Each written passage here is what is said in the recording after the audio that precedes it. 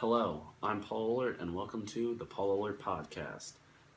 Today, we'll be tackling the subject of... Paul, what are you doing down here?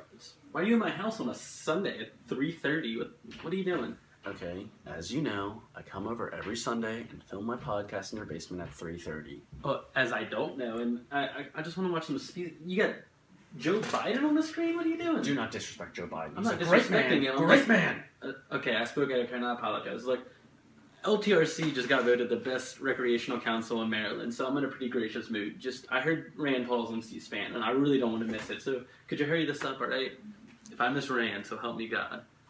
All right. Today's topic... Don't make me miss Rand. Today's topic will be controversial, and it is gerrymandering. Gerrymandering, you say? You wouldn't be happy to talk about the unfair and illegal redrawing of congressional district lines, would you? Would it be that gerrymandering, Paul? Is it? Sadly, it is that gerrymandering. Well, before we delve into that topic, I think that we should first talk about what a good redistricting process should do. A good process should help a community secure meaningful representation. Other than meeting the constitutional requirement that all votes should count equally, there really isn't a magic formula.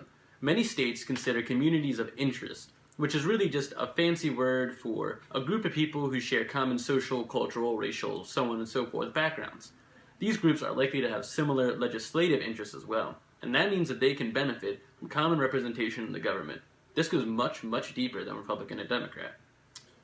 In this case, a district of farmers and a district of city dwellers will probably vote for representatives that reflect different histories, priorities, and aspirations. Other redistricting goals, like keeping a district compact within county borders, are usually proxies for keeping communities intact.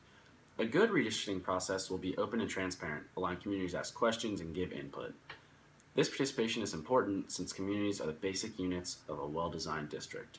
But this whole process can get skewed when it comes to unfair redistricting drawings and gerrymandering. Take, for instance, in 2010, Republicans gained 43 seats and regained majority control.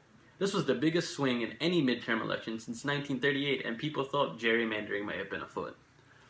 Redistricting affects political power. It determines which party will run federal and state governments. Some states lose seats and others gain them. For instance, 2010, Texas gained 4 districts and New York lost 2.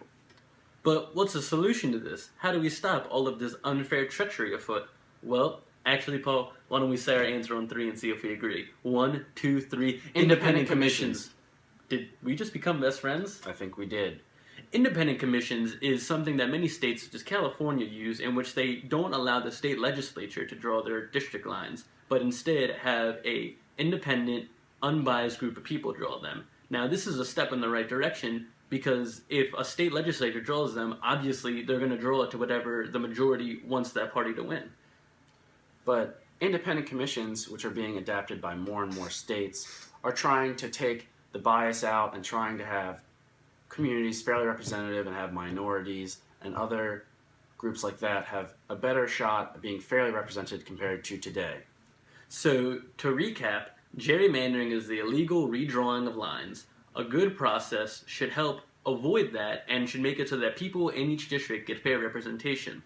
An independent commission seems like it's the best bet to solving the gerrymandering problem and avoiding having state legislators that are ruled by one party unfairly draw these congressional district lines. Well, I think that's a wrap for today. What should we do now? You want to just look at pictures of Joe Biden? Sounds good to me. All right, well, that's a wrap here. Let's do it.